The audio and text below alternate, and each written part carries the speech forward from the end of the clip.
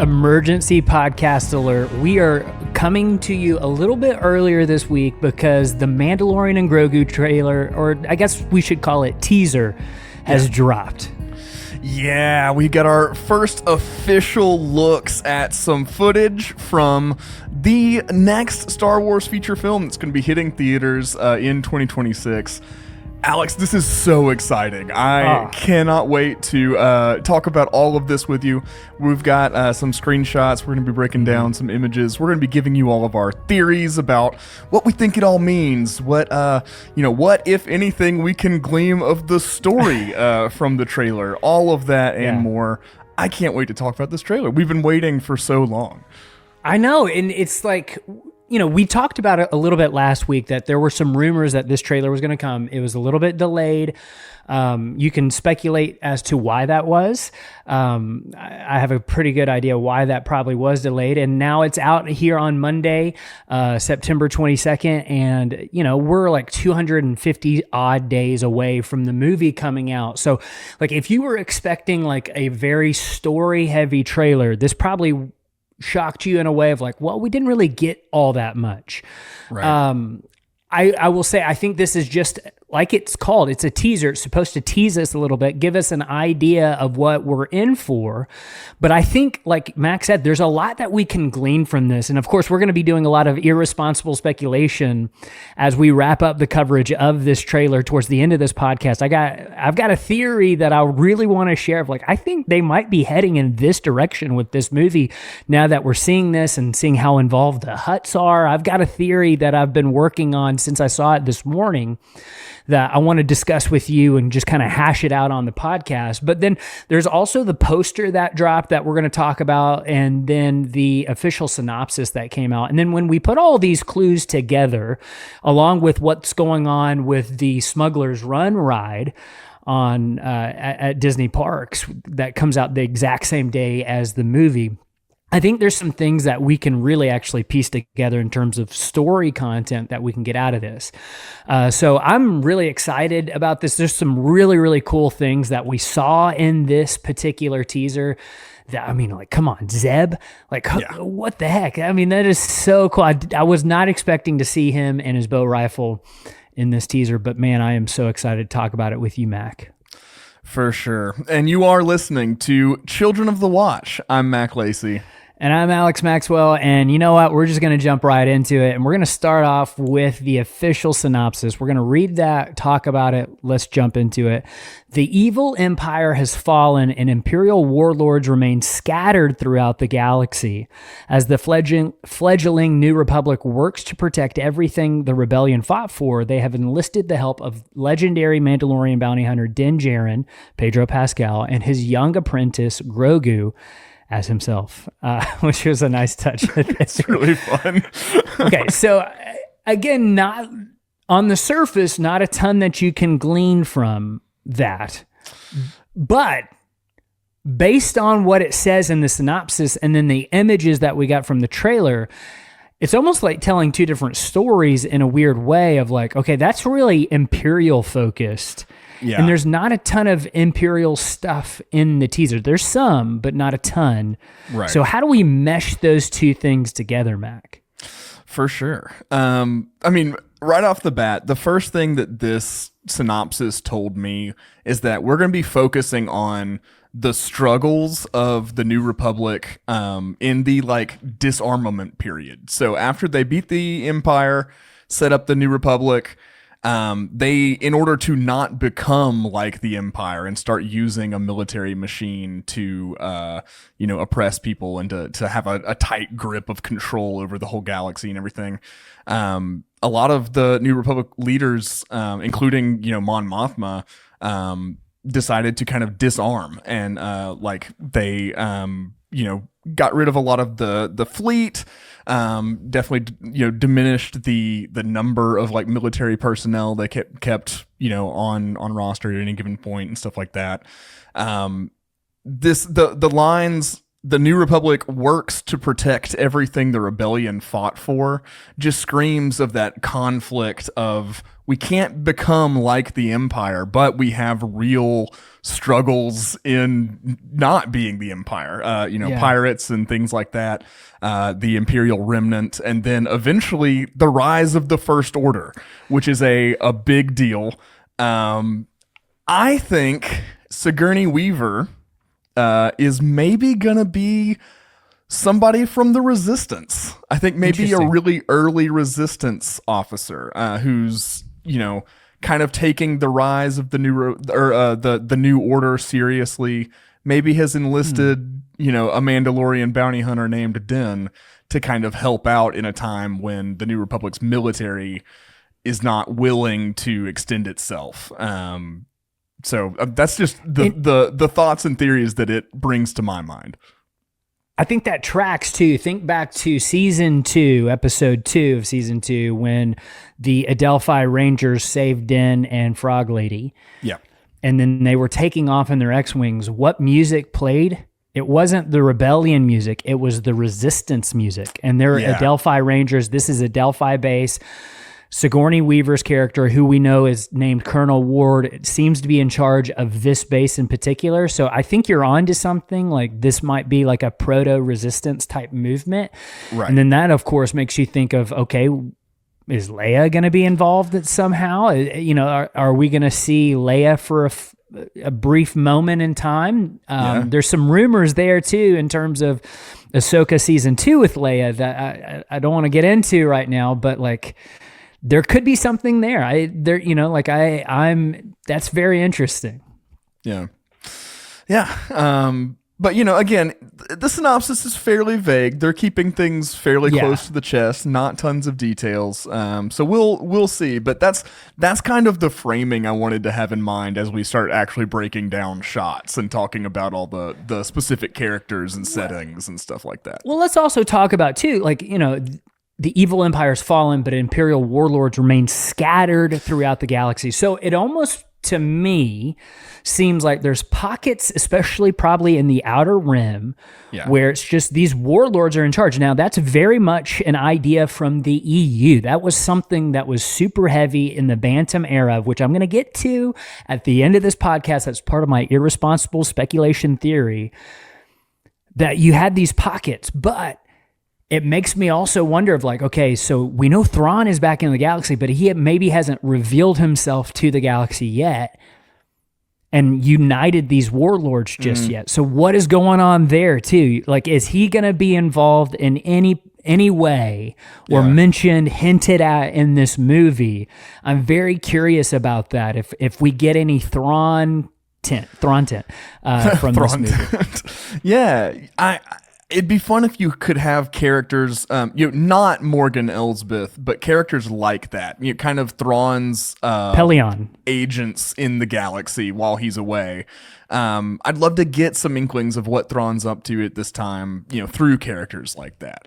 And I think if this film is also going to kind of be the first film of the TV content, making its way to the big screen, and we're kind of working towards that big crossover event film, or maybe they could take it serious still, but it makes sense to maybe introduce Thrawn somehow at the end of this, tie him in some small way. See him on Dathomir or something. Right. Yeah, you can kind of do him Thanos style. On this one, just show us a brief glimpse, get the movie audience familiar of him, maybe get him, maybe get people curious about him so that they go back into the shows and they watch Ahsoka and they watch Rebels and all that kind of stuff. But that'll be interesting. I think Thrawn could be tied in. I think it would be hard to not tie him in some way, just in terms of what's going on in the galaxy at this time. If we're following the timeline here, he's already back. I just don't know if people know about it yet. You know what I'm saying? All right. So we're going to take a look at this poster. And if you're watching on the YouTube, which we would encourage, if you're an audio only listener, this is one of those that you might want to check out the YouTube for, especially just because there's a lot of visuals that go on, especially with the trailer. So we're going to put that poster up in between us a little bit. Here's the thing. I love this poster, Mac. I love, it's It's very Indiana Jones in a way. Very Indiana Jones. It's reminding me of films from the 30s. Yes. And like it's got a Casablanca feel to it as well. Yes. Which the serials that this whole Star Wars thing is based on would have posters and promotional material like this. So it's a good, it evokes adventure. I like the like hand drawn, hand painted style, even if it's not actually, I'm not sure.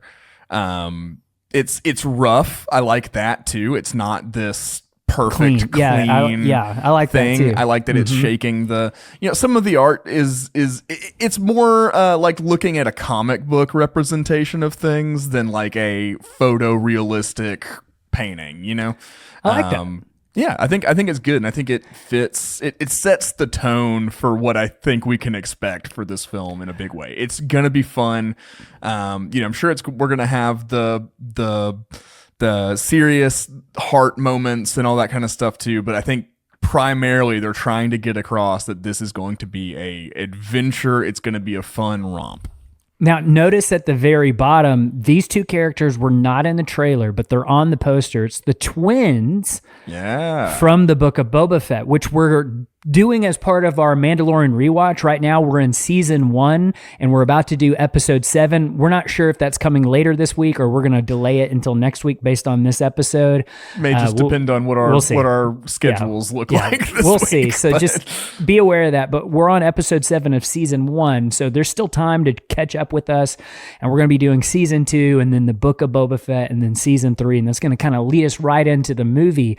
But the twins are from the Book of Boba Fett. If you remember, they're kind of like they're Jabba's nephews, or nephew and niece. Nibblings, I think, is the catch-all term for like a sibling's children. Yeah. So you see them at the bottom. So that's going to be another aspect. I think, is there some sort of power dynamic between Rhoda the Hutt, which is Jabba's son, and the twins? What's going on between those characters? Because we see Rhoda in the trailer, but he's not on the poster. Right. So we're going to talk about that. And then again, that ties into the irresponsible speculation, which the more I'm thinking about it, it doesn't sound all that irresponsible when we get to it, because it seems like the Hutts are major players in this movie, even though they're not even mentioned in the synopsis. So that's like super interesting. Okay. So here's what we're going to do. Now we're going to, before we do that, Ludwig is back for the movie, by the way, which is great news. It is fantastic news. I'm not sure if he did the music that we heard in the teaser, but the music was great. It was kind of a fresher sounding take on the original motif. But there's something so special about Ludwig's music and his approach to The Mandalorian specifically. There's been this organic, like worldly sound that's been kind of missing since he hasn't been working on the project.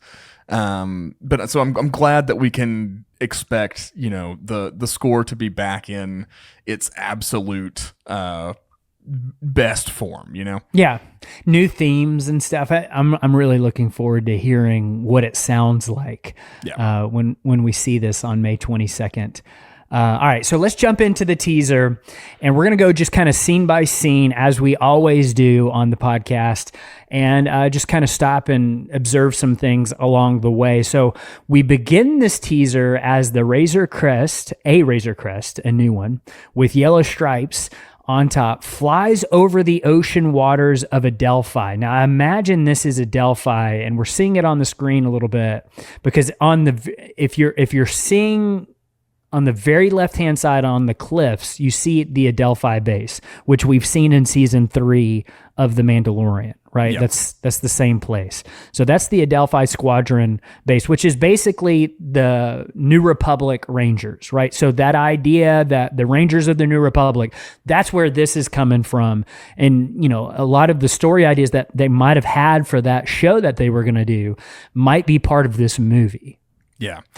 I think that's definitely a possibility, especially with, the New Republic is certainly going to have a large presence in this film with Sigourney Weaver's presence, and then just what we've learned from the synopsis. So I would definitely say that we could see some of that material that we would have gotten maybe upcycled into the Mandalorian and Grogu. Yeah, so we cut to black and then we open back up and we're on a sandy dune as Din and Grogu look over it. Grogu has like a little telescope. I think he's got it backwards though. Yeah. Right? I think you're correct. I think he's it's minimizing whatever he's looking at instead of maximizing it. But it's almost like Din is out here working, and to keep Grogu busy, he's like, "Yeah, you can help. Here's this like the scope may not even work for all we know, you know." Yeah. So yeah, here, be my spotter. No, I totally get that. Yeah, I also suspect that this whatever this sequence was going to be may be the reason why the trailer was delayed. Oh, really?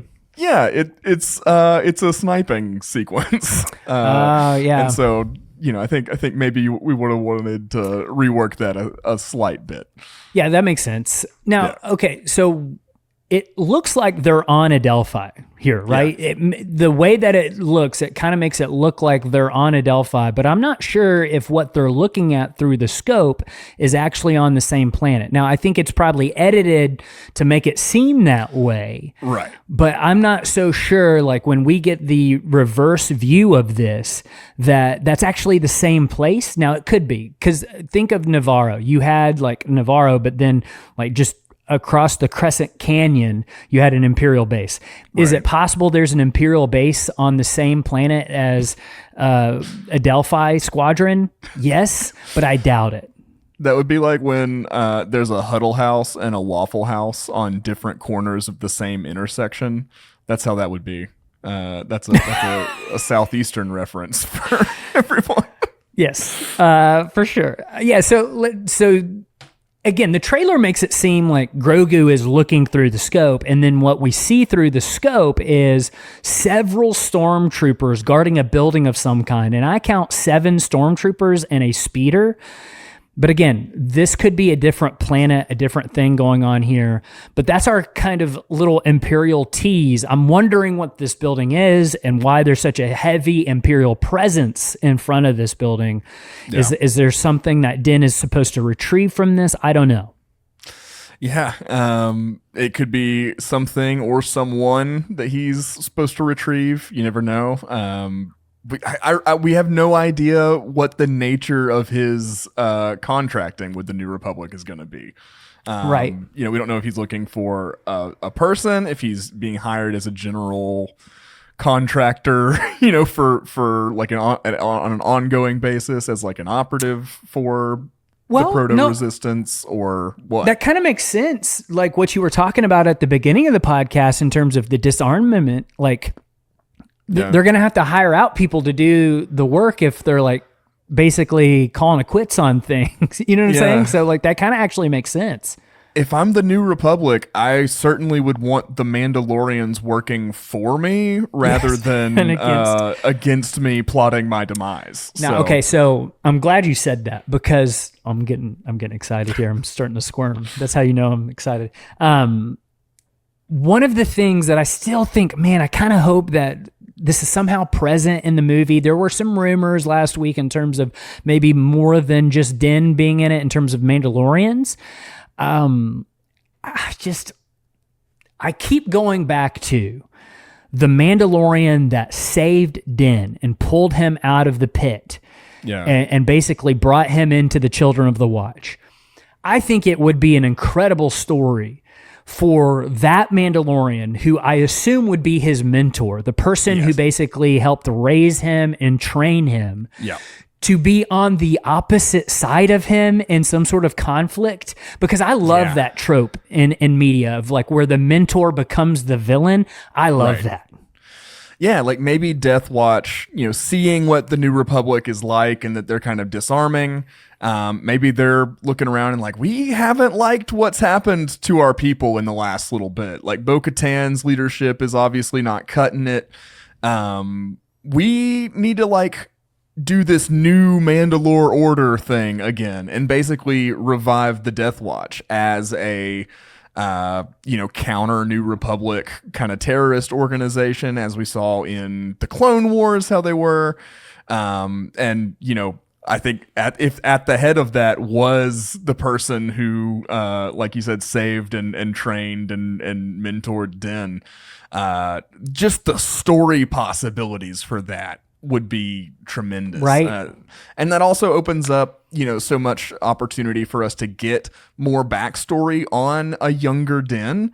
They could do some flashbacks or, anything like that. If we're talking about helmeted characters, it doesn't matter, what age Pedro Pascal is or anything like that. So I think that would be fantastic. And this would, like, maybe if Din is a skilled Mandalorian that the New Republic is familiar with and interested in using as an asset, wouldn't he be the person they would call to deal with the threat of Death Watch? Like, that would make the most sense to me. Yes, dude. Even if that's not the story for this particular movie, they said that if this is really successful, they're going to make more Mandalorian movies.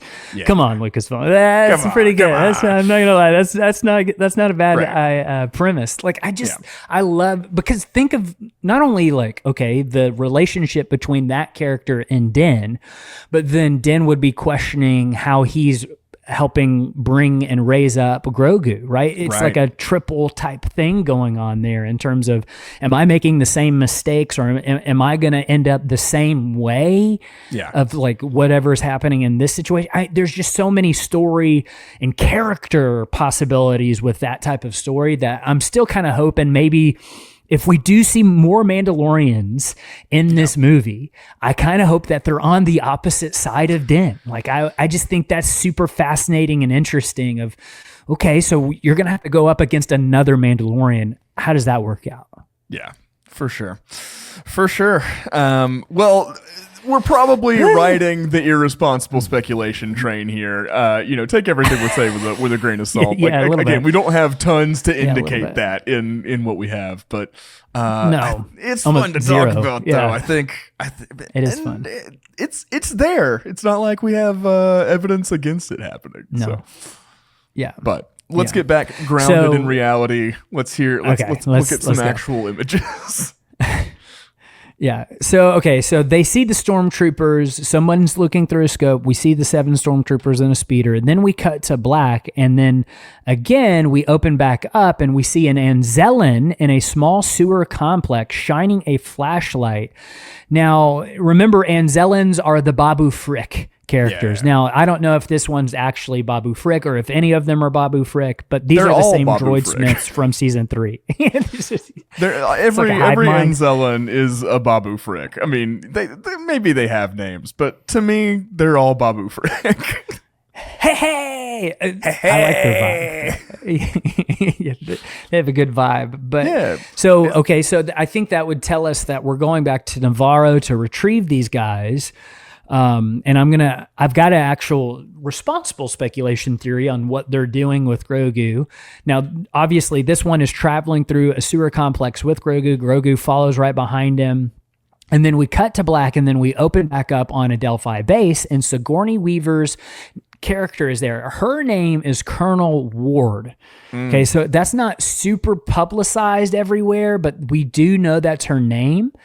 So she's a colonel, and her name is Colonel Ward. She's holding some sort of data pad, and I tried to make out what's on it, but I can't make heads or tails of it. But there's something on the bottom left hand of the screen, if we're looking at it, so it'd be her right, but our left. It's some sort of circular object. Do you see that, Mac? I do. Okay. I do. It could be something, it could be nothing, but I just thought that was interesting, and that's going to tie into something that I'm going to talk about later with my irresponsible speculation. We're going to come back to that, okay? So just put a pin in it, take note, get that cemented in your brain, and we'll come back. We'll come back to that. Yeah. So just remember that image. At first, when I was seeing the data pad, for some reason, my mind went, she's looking at a star chart. And then my mind, obviously, if that's a star chart, is she looking for Thrawn? Has she heard rumors of where Thrawn is? Those sort of things. I don't think that's a star chart in the middle of it, but I could be wrong about that too. It's just, and it could be nothing. Like, again, this could be nothing, but we're trying to get any little information out of this teaser that we can, because that's what we do. Okay, so Din and Grogu sit across from the table as some pilots wander in the background. Grogu uses the Force to call a bowl of, it looks like Cheez-Its to himself. Pizzos. Yeah, Pizzos. Yeah, maybe they're Pizzos. Colonel Ward stops it, and she gives Grogu a look and then drags it back to herself. Now, we've said in the past before, like, can we trust this Colonel Ward? Based on that interaction, it makes me feel like I can't trust you. Why would you not give poor baby Grogu those Pizzos or the Cheez-Its there? Yeah, it's don't withhold the goods from Grogu. Like, I don't think he's been eating frogs very often. He needs some kind of little treat in his life. It's a treat. He's been a good boy. He's been a good boy, so I don't know. But yeah, I'm really liking the character of Colonel Ward. I'm really excited to see Sigourney Weaver is one of my favorite actors. I mean, from the Alien franchise and so much else. But she's always playing very interesting characters with layers of complexity, and I can't wait to see what that twist is with Colonel Ward. Even if she's not going to be a antagonistic character or like someone who's going to betray people or anything like that, I do think there's going to be a twist, even if it's that she's doing secret stuff, building the resistance. I think that could be a good way to kind of have a level of subversion in that character without her being a villain, you know? Yeah, and like on the surface, I feel like she's been brought in to kind of replace Grief Karga's role. Yes. In terms of like kind of the one that gives the mission, that's kind of in charge, all of that. But like, I agree with you. Outside of Alien, like you said, she's usually there's some sort of villainous role about her. So it's kind of hard to like dissociate from that. And we don't, and the other thing is that we don't have any villains in this movie so far in terms of like, they haven't announced any. That's why we did the whole speculation on the opposite Mandalorian. Right. We just don't know who it could be. And so like, this is really our only option right now. We've got the suggestions of, the twins and Rhoda. I mean, they're just Hutts. That's the only crime they've committed so far. But they are probably the largest candidates to be villainous characters. But I see them more as, like, I think Rhoda is going to be a quarry of Din. I think he's going to be the target of a mission. And I think the twins are going to be more of an obstacle or a roadblock in accomplishing that mission, more than like the main villain plotting against Din this whole time or something like that. I think I would really love, I mean, this is super wishful thinking. I would love for them to introduce a new First Order villain. Somebody who could kind of introduce those early days of the First Order's formation and stuff like that. That's kind of a world apart from The Mandalorian. I don't really expect them to do that, but it'd be a really great way to give us some more information on how do we get from Return of the Jedi to The Force Awakens, where we're basically just doing this again, Yeah, I would like that a lot too. I mean, my mind immediately goes to Ray Sloan. The character of Ray Sloan would be a great one to have as a villain in this movie. But then, of course, we've got to consider, which I believe these rumors are true, of Embo being the main villain. But we got no hint of him at all, except just the Hutts. Like he works with the Hutts a lot. But even then, he's not a villain. He would just, in my mind, he would be an antagonist, but not a villain. Right. I mean, he could get in Din's way and like maybe they'd have to fight or something like that. But it's not like, I don't think Imbo's waking up every day with plots in his head how to get over on Din or anything like that. Like that just doesn't make any sense. So, I think he'll be just, if he does make it into the film at all, if those reports were, had any merit, I think it'll be more as a supporting villain, I'll say. Like he'll be in the henchman role. It's not that he's not going to be the big bad, but yeah. Yeah, I don't know. Again, it's just so hard to know because they haven't really given us anything. So we're just kind of operating based on what we've been given and then some of the rumors that are out there. So we'll see. I kind of expect a full-length trailer. I don't know, maybe Christmas time before Avatar. Yeah. Maybe I could see a full-length trailer where we maybe get a lot more information around that time. Yeah. And then, of course, we'd probably get like a lot more stuff in March and April, of course. So we cut to black, and then we get the Lucasfilm logo, and then we come back into the teaser, and we get a reflection of a street and some water, kind of just reflecting the street lights and stuff. And Din walks across it, and then we cut to a bar fight. And this bar fight doesn't last very long because Din kicks this guy right into the bar, and like this guy just goes flying. Yeah. Just absolutely flying. Yeah, I think he may have been trying to get some information, inquiring at the local pub kind of deal, and then somebody was trying to give him grief, kind of similar to episode 1 of season 1 of The Mandalorian. Something like that could even be how they open the film. Oh yeah, like as a callback to how they open the show. So I would imagine it. And then if you see the next part, you see Din standing there, and then Grogu kind of jumps on his back. But if you pause, you can see an Iktachi behind him, and that's the same species as the Jedi Saesee-Tin from the prequels. The guy, like the cool Jedi that has the 2 horns coming out of the side of his head and kind of going down, almost kind of like what animal would that be? I don't know, but they're really cool. Like an elephant walrus. Yeah, elephant walrus would be it. Combo. I don't know. Yeah. Anyways, he's cool. He's a cool Jedi. Yeah. It's one of those species kind of standing in the background there.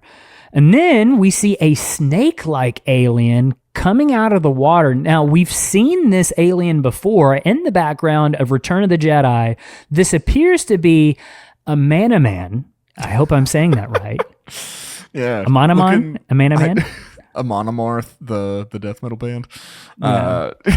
He looks like the Goombas from the live-action Mario. It's like Super Mario Brothers movie. Yeah. With John Leguizamo. Yeah, he does. So this is an Amani headhunter who worked directly for Jabba. I would imagine this is the same character that we see in the background at Jabba's palace because we're dealing with the Hutts a lot. And that also makes me wonder, Mac, like, how is Boba Fett not in this movie? He's got to be in this movie, right? You would think he's not. It doesn't appear to be that he's going to get a second season for his show. He's still got plenty of story left. Like there's some big questions. He's just, on Tatooine as a on paper crime boss, but really like community leader, community organizer for Tatooine. Yeah. So, it's. The intersection of community building and organized crime throughout history really is a complicated and interesting one. It's a frayed line. It's interesting. But yeah, all that to say, Boba Fett's around. He's got time, I think, to do some things.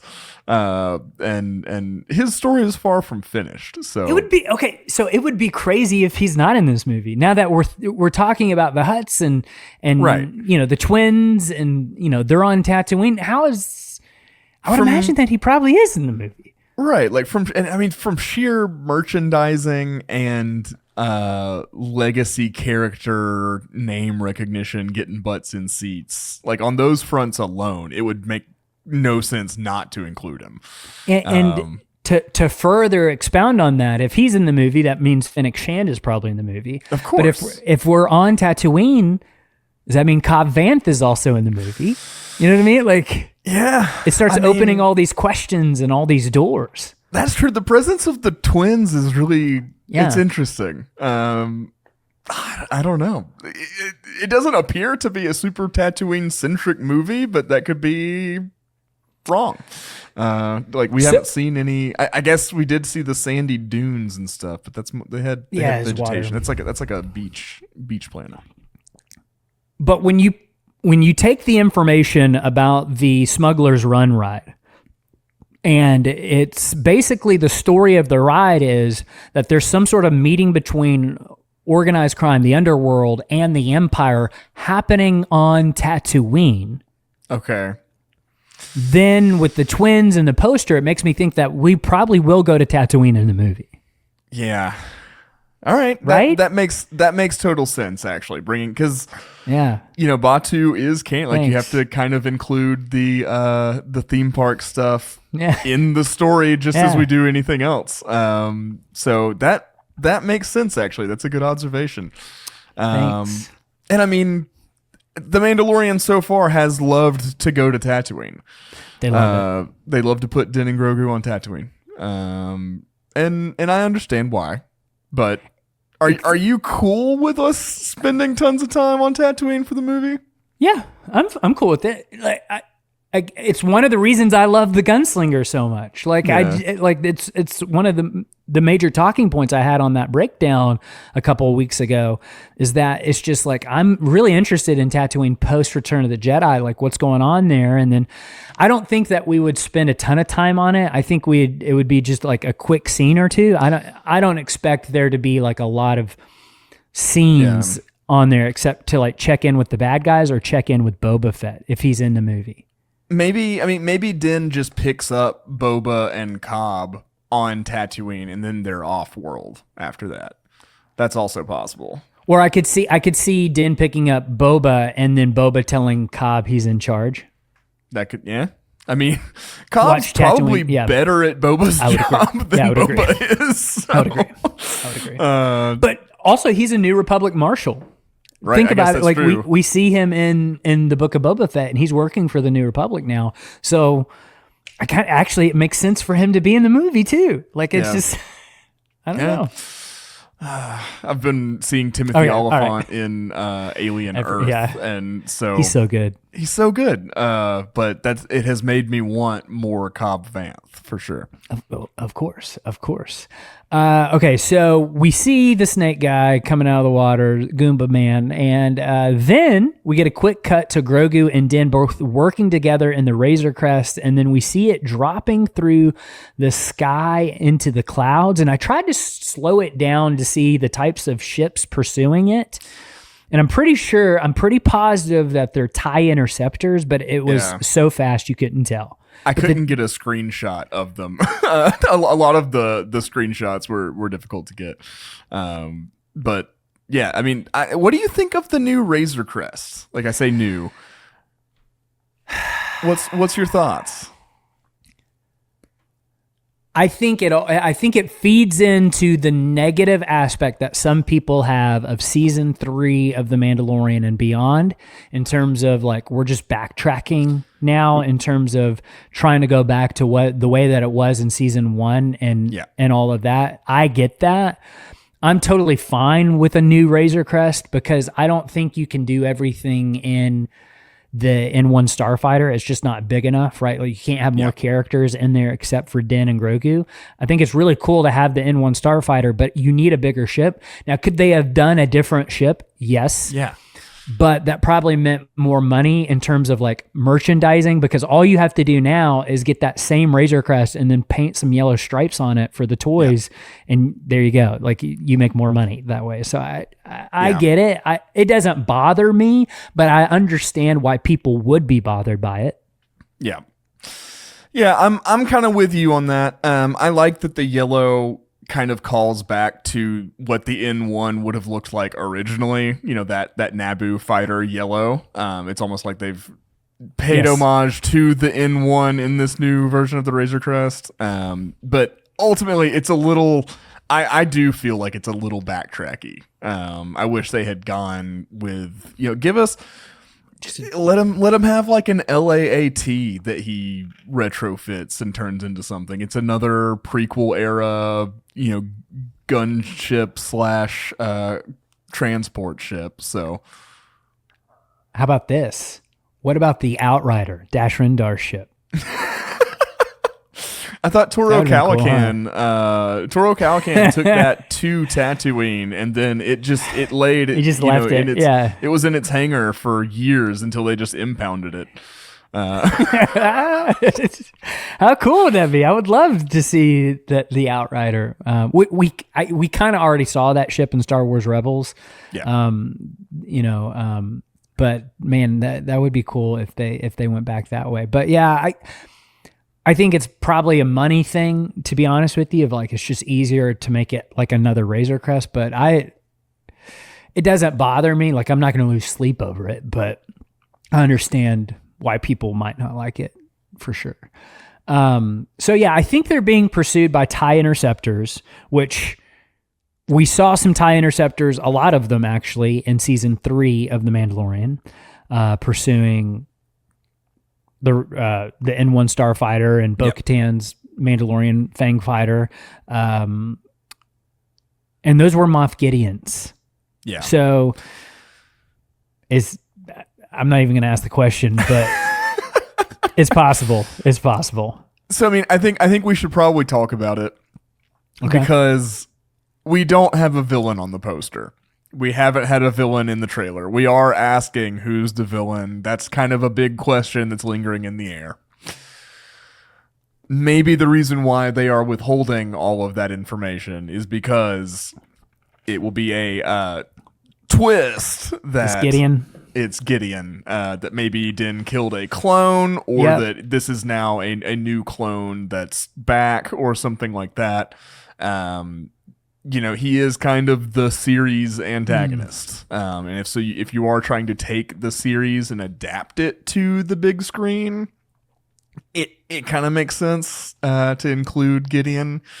I mean, Giancarlo Esposito is like it's hard to argue against having him in your movie just from he's amazing and is a draw at the box office and stuff like that. I think that would make people mad though. I hope it doesn't go that way. Yeah. Of course, I am open to any story they want to tell if they have the right story to tell, and like if it's if they're telling the story because they have the things in place to make it engaging, entertaining, and add to the world and add to the characters' arcs and all of that kind of stuff, then great, let's do it. I just don't see all of that being super possible if the villain is Gideon again. Yeah, and then you think about too, like I am of the opinion that the Gideon that we saw in season 3 was a clone and not the actual Gideon. I think there's a visual clue there in terms of he doesn't have the mustache in season 3, and all the clones that Din supposedly killed on Mandalore all look like that one too. Like in terms of, like, he didn't have mustache in the vats.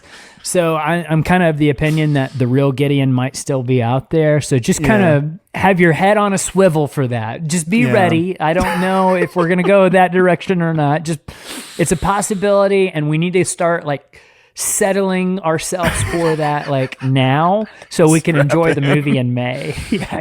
That's kind of where I'm at, because as it stands right now, I think I don't want that. I straight up don't want that. Me neither. But I think it's very possible that it's on the table. It's like, on the table. I didn't really want Gideon in season 3, even like by that point. So, it's we'll see. We'll see. Okay, so then after we see the Razor Crest fly through the air, then we see Grogu pop out of the water, and my man is swimming. We get a quick shot of him swimming. And here's the thing. He's a lot more independent this go around. Like he seems less helpless. Yes. And it seems like Din has taken seriously that he's trying to include Grogu in a more real way. It's not like he's babysitting, so Grogu has to come with him to do everything. It's like, no, we're actually kind of partners in this now. Like, I'm going to give you jobs and you're going to help with missions. And it's like he's Grogu has it's both that Grogu has grown to a place that he's more capable and independent, as you said, and I think Din will have also grown to a place where he sees Grogu more as someone who can help him and support him as much as he is caring for and supporting Grogu, you know? Yeah. As any good like team should develop. So it's almost like, it's been called The Mandalorian, and now it's called The Mandalorian Grogu. It's almost like Batman and Robin. That's exactly the feeling. He's more like he's an actual sidekick now. He's part of the team. He's not just some orphan that Batman has adopted, right? Right. He's actually part of the team. Yeah. He's out there with them. He's more of an equal than like of course he's still going to be He's sure. Din's kid, of course, and Din's always going to look out for him and be protective of him like any parent. But I think we're definitely going to see Grogu do more. It looks like we're potentially going to be watching Grogu away from Din a lot more, which has not necessarily been true in the past. I think that he's going to have a whole subplot and adventure with the Anzellans. Yeah, I was going to get to that. That's going to be on his own, Yep. So I love that. I think that's going to be great. You want to see that progression, that growth in a character, like even a character like Grogu, who is so he works so well because he's cute, he's adorable, he's innocent, he's childlike, he's sort of helpless to a degree. Like, you do want to see him grow, though. Like, you can't just keep him there forever. Right. you can keep him there for a longer period of time than a lot of characters, both in universe because of the age thing and out of it just because of how successful and like beloved he is. Right. But eventually you'll have to move things along, and I think that's good. I think they're going to be doing that, and that's a good thing to see. Right. So then we get maybe my favorite shot of the teaser. We get Zeb from Star Wars Rebels, and it's really hard to get like a screenshot of that, but like he's jumping off. Yeah. In motion, it's unmistakable. Like that's a Lasat. That's our boy. It's Zeb Aurelius. Is Zeb, and he's wielding his bow rifle in a hallway, just waylaying stormtroopers. He's jumping off the wall. It's just so sick. It's awesome. And I was talking to one of our friends, Katie, and she pointed out something about Rhoda that we're going to talk about in just a second. But we were just talking too of like, how cool would it be if Callus was in this movie as well? And we just have no idea. How cool would that be? That would be awesome. Callus is such a cool character from Rebels. And I mean, I would love to see him and Zeb get to have their relationship like post war, see how that goes after the Empire falls, and played by Jensen Ackles. How cool that'd be, right? That'd be perfect. yeah, it'd be perfect. It would be. But I love Callus, and I love Zeb. I'm glad he's going to be here.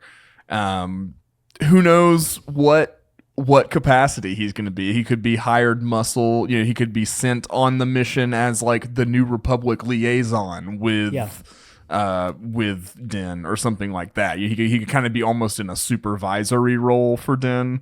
Yeah. That could be fun.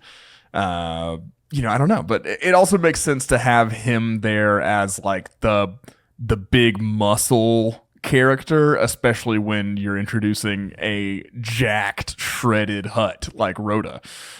You want somebody a little bigger to be able to grapple with them, I think. I also think he's there to maybe report to Hera what's going on too. Yeah. You know what I mean? Like, I think he's still like obviously very much connected to what Hera is doing, what she's doing over in the Ahsoka side of things in the galaxy. Yeah. You know what I mean? So like, I wonder if we might actually get a scene where he's kind of reporting to her about something that the Imperials are doing, and they're starting to put together all the clues and stuff. An even more interesting angle on that, I think, would be if Hera is really wary of the rise of the resistance within the New Republic. That's interesting. Almost seeing Leia's group as this, they're going overboard. They're like holding on too closely to their weapons and their warlike ways and stuff like that. And so like, Sigourney Weaver, Colonel Ward has contracted Din to do these missions. What if Hera's sending Zeb almost to keep tabs on what Colonel Ward is doing? If Colonel Ward is maybe starting to amass the resistance kind of in the shadows with Leia. I think those would all be interesting threads. That makes, now I'm wondering too, like, is Mon Mothma gonna be in the movie? You know what I mean? Like, it just there's so many possibilities with this movie that I don't think you think about on the surface. But so The Mandalorian and Ahsoka have not been about delivering what makes sense on the surface. It's all about these. I've never thought about that, but it's really cool now that you mention it. Like those kind of ideas. Yeah. And so I think that works. Now, I do think everything we're talking about has much more of a New Republic and galactic scale events, like more closely aligned with the saga than I think they will focus on with the Mandalorian and Grogu. I don't see them getting that into the weeds with all the stuff that we're talking about. But I do see them doing story points and stuff that lay the groundwork for us to get those stories in other places. Now I will say this has popped into my head more than one time while we're in this. What could happen? I'll just say, like, I would not be surprised if Luke Skywalker's in this movie. I also wouldn't. I mean, especially with the business seems a little unfinished with him and training Grogu and stuff like that. Like, I'm just thinking from a marketing perspective of like, when did the Mandalorian peak? It's when he showed up. Yeah. I think they're going to want to recapture that energy again. Kind of just, again, going back to, hey, what worked before? Let's go back to that. I could see that happening. And then just like having the idea of Luke Skywalker in a Star Wars movie, that's going to draw people to go see it. You know what I mean? Yeah. Like, I could see that happen. Because, I mean, think about it. He randomly showed up in the Book of Boba Fett. Like, I know. He was there for almost an entire episode. I mean, that was after. I feel like that was more a follow up to his appearance in The Mandalorian than an actual new appearance, though. I don't know. For me personally, I would not enjoy that. You didn't enjoy it the first time. I've always been on the train that like I wanted to see the characters that we had been following and continue to follow get out of that jam on their own. It just felt like such a Jedi ex machina kind of thing. And I still hold those opinions. I like the Luke opinion or appearance as a fan. Like, it's fun just to see the green lightsaber and all that. Like, all that's great. Love that. But I definitely don't want them to continue down that path with the movie. Like, the movie's called The Mandalorian and Grogu. Luke Skywalker has no business in it. Well, he had no business being in any of the other things that he was. Oh, and I'm not disagreeing with you that he could show up. Yeah, I'm just saying I would not personally enjoy that. I don't think. I just, like, again, the pattern that we've been talking about, I just would not be surprised if he is in the movie, because I just think, like, marketing wise, that's going to draw a ton of people to your movie. If you're like, we really want this one to be successful, put Luke in at the end. You know what I mean? Like, and I could just see that happening. I don't know. Let's keep going on this teaser, and then we can save the rest of our wacky, irresponsible speculation at the end. Okay, so we get Zeb. Maybe we get Callus. That would be really cool. Then we see some Anzellans and Grogu in a little mini speeder racing across the plains, and they're clearly on, which is just incredible. Just looking at this image is just the best. I love it. Oh my gosh. They're clearly on their own mission. And my guess is Din sends Grogu with them to disarm or disfuse something, right? Because these guys are droid smiths. They're good at that sort of technology. So like he sent Grogu to make sure they get it done, like protect them while they do this thing. Or they could be infiltrating a base to rewire a big droid that's in there to sabotage the base in that way. KOTOR style. Exactly. There's all kinds of hijinks that this crew, like, look at this motley crew. I'm awesome. So excited. I mean, it's just the hijinks, the promise of shenanigans and all of that. I'm very excited. I think they knew exactly what they were doing with pairing all of these little critters up. And I think they knew what they were doing when they included all these shots in the trailer, because absolutely everyone's interest is piqued. Absolutely. Then we get a crazy shot of a U-wing slowing down and opening up and Din flying into it, which is super cool. Like to see something from Rogue One Andor make its way into the Mandalorian stuff is really, really cool. Now, I will say, now that we're here, I think I would have rather him have a U-wing than the Razor Crest. I agree. It would make more sense too, because like at the time that Din has the Razor Crest, it's like, 20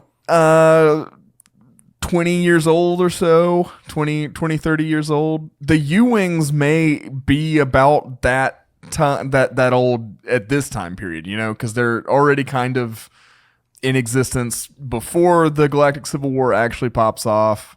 So going with that whole, he's got an older ship because it's more off the grid, maybe not as up to date on all the registries and stuff like that. I think a U-wing has more possibilities for that. I almost think like at this point, the Razor Crest is so associated with Din and everything he did in season 1 that it's like drawing more attention to him than the original benefits that are discussed of it being kind of under the radar and stuff. I would imagine maybe it's Zeb flying this, or maybe even Colonel Ward who is flying this as they like do some sort of getaway from mission or something like that. Yeah. Then we get a shot of people cheering, and then we see, it's not confirmed yet, but it's all but confirmed. This is Rhoda the Hutt, Jabba's jacked son, played by Jeremy Allen White, basking in the cheers in the middle of a gladiator pit. And great friend of the podcast, Katie, pointed out that it sounds like they've changed White's voice to kind of match the tenor of Jabba's. Yeah. And I think that was a concern of a lot of people. Like, is it just going to be like Jeremy Allen White talking, or are they going to change his voice a little bit? They've changed his voice a little bit. They've changed the voice a little bit. Yeah. This is my dream physique, I think. I'm trying to get Rhoda the Hutt body. I love it. Mostly the arms. The arms are great. Maybe we can get your legs looking like that though, like just kind of sew them together. One big slug tail. Yeah. Maybe we can make that happen for you at some point. Rhoda the Hutt is establishing unrealistic body standards. I like that I imagine he's like a gym bro. Like he saw what his dad was like, and he said, I don't want to go that way anymore. Yeah. I'm tired of Ahsoka calling me stinky. Exactly. This is not the life that I want to live. And he's made something of himself. And I kind of get the sense that if he's in the gladiator pits, he has not followed in his father's footsteps. Nope. And he's doing his own thing. I think, He decided that he wanted to earn his own way. He wanted to make his own name in the galaxy, and the best way to do that was through absolutely getting shredded and pounding everyone he faced into the ground. Yeah, because it looks like he's like the Hulk when Thor shows up to the planet in Ragnarok. Yes. It looks like he's been there and is like been winning for a long time. Like he's kind of the house champion kind of deal. He's found his little celebrity in whatever this arena is. No, yeah, I think that's totally it. And I think maybe the reason Din is after him is either Embo is after him. I think he's got some information that the Hutts and the Empire wants, and he's not sharing. And maybe Din has to protect him. Yeah. Okay. I think it's something like Jabba told him something, and he didn't go the direction of like Jabba the Hutt, right? So like he has that information still, but he's just kind of sitting on it, and maybe they know he knows it, and he's just not sharing with anybody, and so maybe they're trying to protect him for that information. It's just kind of the sense I get. Sitting in the stands, Din and Grogu watch, and Din says, "Impressive." I was almost wondering if he was going to say "most impressive" after that again, like. You know what I mean? And I would not be shocked if like, you know, Rhoda like slams someone down. He says "impressive," and then he slams him again, and then Din says "most impressive." Most impressive. As a Star Wars reference. Yeah, I could see that happening. Then all this is going on while Grogu is munching on some snacks, and the music swells, and we cut to black, and the title says this, and then we cut to a crazy shot of some mech-looking creatures guarding a door, and there's a Hutt symbol on the door, and Rick Villanueva, a friend of the podcast, pointed that out to me, and at first I thought this is like what we saw in the sewers of Sundari in season 3. I mean, these could be droids, but this feels like mechs for some reason to me. Yeah. I think they may just be arena security. Like, I think this could be a Hutt arena that Rhoda is competing in. You know, he could have constructed it just to have opponents to face or something like that.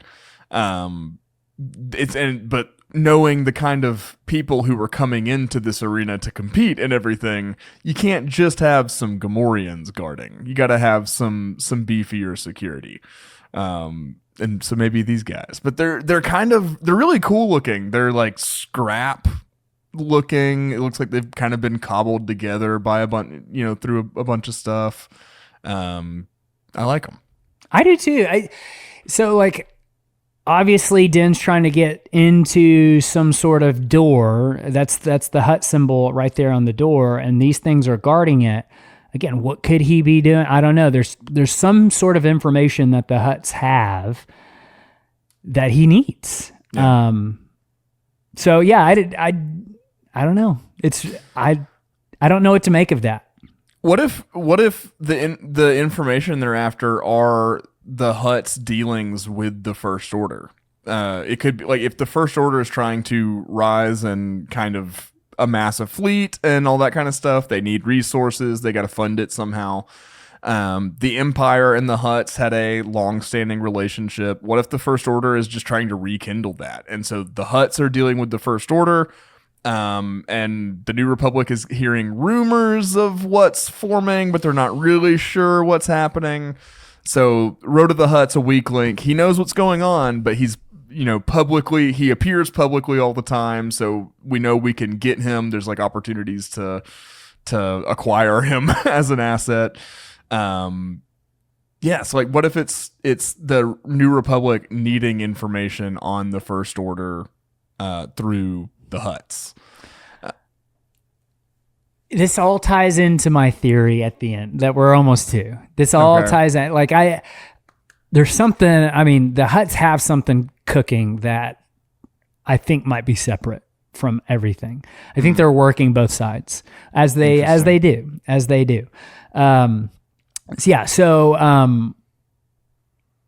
Din has his rifle back, by the way, which is great. And, it was nice to see. I'm glad he's got that back. That's good because that's one of my favorite things that he has. He takes a shot at the poster as well. Yeah. He takes a shot at one of them, and we cut to black, and we get the text this is. And then we see a Mantilian Savrip, one of the pieces of the holochess on the Millennium Falcon, but it's in real life.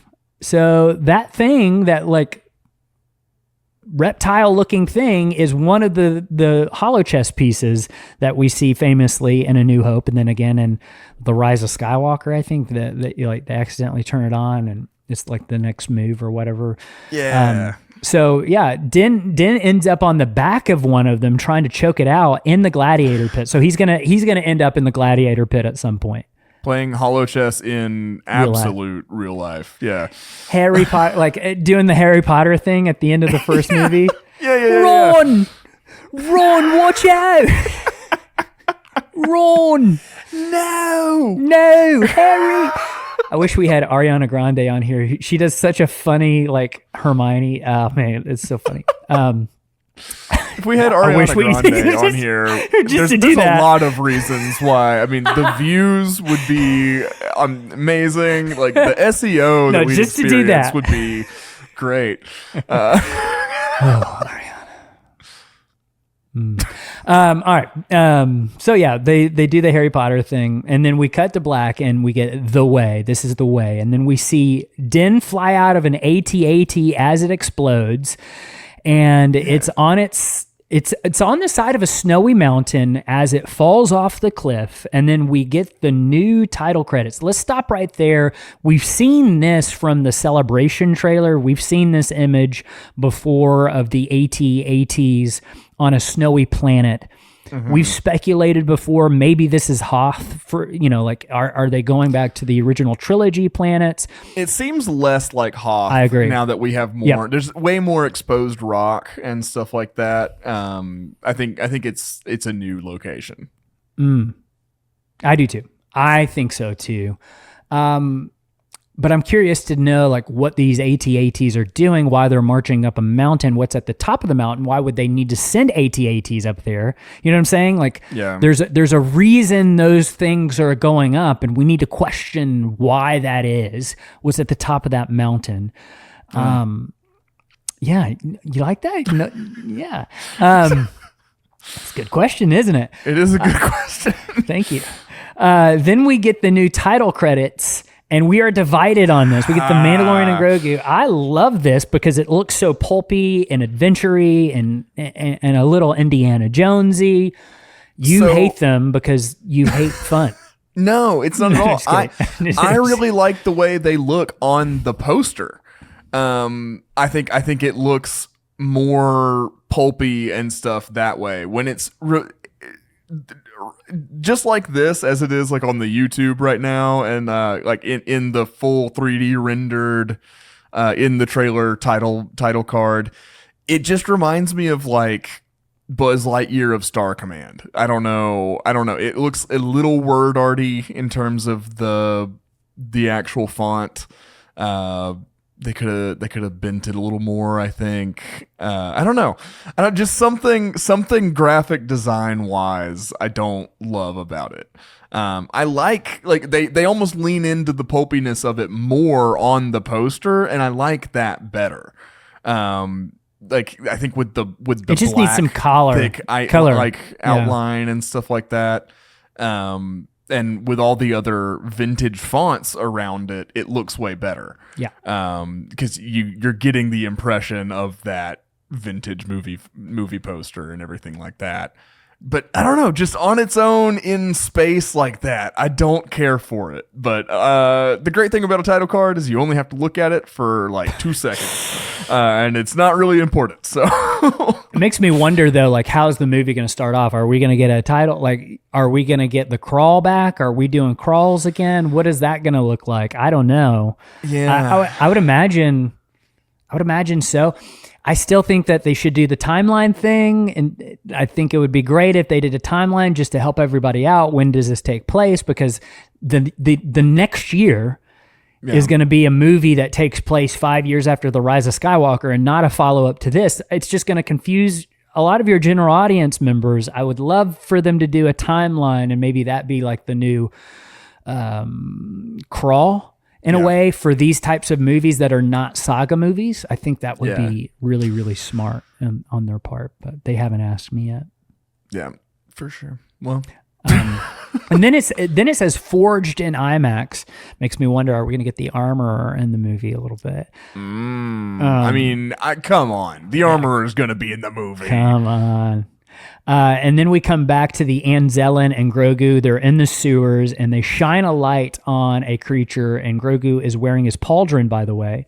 I don't know if you caught that. And he takes aim at it and blasts it with the paintball. And then the Anzellan says, "Good shot, baby." And then Good shot, baby. the teaser ends. The teaser ends there. Yeah.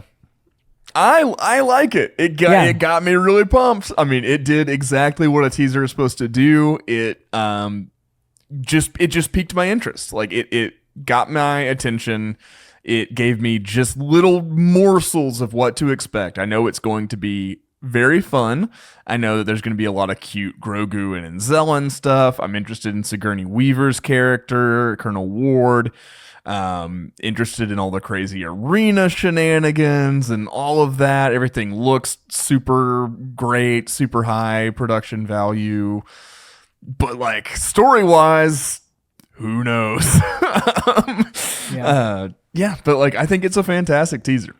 I do too. And look at us. We're about an hour and 10 minutes in on a 1 minute teaser of footage. And as we do here on Children of the Watch. As we tend to do. We tend to go deep. We like to break down everything in sometimes painstaking detail.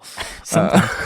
And then we like to chase those rabbits too. Okay, so we're here now at the end, and I wanted to share a theory that I immediately started thinking of when I saw this teaser, and I was thinking about like where we're at in the timeline of Star Wars. We're still 6 to 7 years after Return of the Jedi, and I go to the EU and I think of where we're at in the EU. Now, the Thrawn trilogy, obviously, they're kind of already adapting that and changing it a little bit with Ahsoka and what's coming up with that crossover movie that we're going to get from Filoni eventually. We're doing all of that, right? Which is basically like an adaptation, a canon version of the Thrawn trilogy. Yeah. But there's other stories that take place kind of in that time period too. And one of them's a book by Kevin J. Anderson, interestingly enough, called Darksaber. Okay. I'm going to read the synopsis to you, and then we're going to talk about what we just witnessed from this teaser and then kind of compare those two things. Okay. Okay. Is that cool with you? Okay. Let's take this journey. Let's take this journey. Here's the synopsis of the Darksaber EU book that came out in the 90s, like 1995. Okay, so here we go. Luke Skywalker and Han Solo, cloaked by the Force and riding with hostile sand people, have returned to the dunes of the desert Tatooine planet Tatooine. Did I already say that? In hopes of finding what Luke so desperately seeks, contact with Obi-Wan Kenobi. Luke is hoping that the old Jedi Knight spirit will tell him how to help his love, Castilla, that's the whole thing that I'm not going to get into, regain her lost ability to use the Force. Tormented and haunted, Luke cannot rest until Castilla is a Jedi in the fullest sense, for only when the link between their minds and souls be restored. Yet brewing on Tatooine is news that will shake Luke and Han and threaten everything they value. Now that does nothing for what we're talking about. It's this next part that we need to pay attention to. The disturbing piece of information is that the evil Hutts, criminal warlords of the galaxy, are building a secret superweapon, a reconstruction of the original Death Star to be named Darksaber. Max reaction. This planet-crushing power will be in the ruthless hands of Durja the Hutt, a creature without conscience or mercy. But there is worse news yet. The Empire lives. The beautiful Admiral Dala, still very much alive and more driven than ever to destroy the Jedi, has joined forces with the defeated Pelion, former second-in-command of Grand Admiral Thrawn. Together, they are marshaling Imperial forces to wipe out the New Republic. Now, as Luke, Han, and Leia, Chewbacca, R2, and 3PO regroup to face these threats, they are joined by Jedi Knights and Castilla. Together, they must fight on two fronts, outshooting and outsmarting the most formidable enemies in the galaxy. Blah, blah, blah, blah, blah. So basically, your classic Bantam era stuff from the EU. Another super weapon, but it's the Hutts trying to basically reconstruct the Death Star, and they're calling it the Darksaber. Yeah. Okay? I'm not saying that they're reconstructing the Death Star here. I'm not saying that, okay? I'm not saying that at all. I may walk out. So if Luke Skywalker is in The Mandalorian and Grogu and they're rebuilding the Death Star for like what, a fourth time, I think I would. Third time, actually. In the timeline, this would be 3. Oh, this would be Star 3, Killer, but Starkiller Base would be the 4th time. I know. But go back to that image of Colonel Ward. What is that thing down there? What is that? It kind thing of on the looks pad? like the exhaust port reactor diagram from the plans on the, all right. And then putting together the information. This is not what's happening in the movie, so don't worry. But put together the information from the Smuggler Run ride. You go back to the wreckage of the Death Star at one point in the ride. Maybe there. It's fairly convincing. I mean, you're making some good points, Alex. Here's what I think is actually. I don't think it's a super weapon, but I do think it's really vital information about the Empire or Palpatine that Jabba knew and Rhoda knows somehow. I think it's something like that. I think there's vital old Imperial information, like maybe it's the Katana fleet. If we're tying it into the original Thrawn trilogy, there's a hidden fleet out there that got lost at one point, and if you find this fleet, you automatically become the biggest, baddest force in the galaxy because there's so many of these ships just waiting to be taken. Could it be something like that? Could it be some sort of information like that? And it's a race to get to that information. And that's what we're really after. Is that the MacGuffin of the movie? I think it's something like that in terms of some sort of Imperial information that the criminal underworld knows about. Yeah. But they need specific, maybe from Rhoda. Yeah. I like it. Well, we have talked about, I think, just about everything you could talk about from a minute and 30 something seconds of footage. I love this trailer. I think it's really promising for the film to come. I don't know. It's done its job. I'm more excited than ever about The Mandalorian and Grogu. I'm very excited to continue doing our Mandalorian rewatch. Right now, we are rewatching every episode of The Mandalorian. We've already done Clone Wars and Rebels, all the Mandalorian related stuff. We're doing The Mandalorian itself right now. We'll be doing Book of Boba Fett and all that. We're doing that in preparation for the film coming out next year.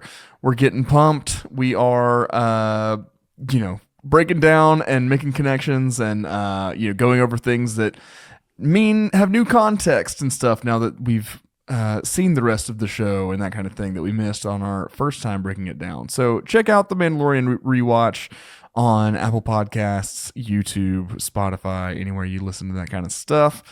Check out our Patreon if you're interested in learning more about what we do, getting more bonus content, all that kind of stuff. We'll be talking all kinds of stuff on the Discord. I know it's already going off over there on the trailer and stuff like that. We're talking about tons of theories and everything as we receive more information about The Mandalorian and Grogu on the Discord. For just $2 a month, you get access to that community. You get access to over 100 bonus episodes of bonus content.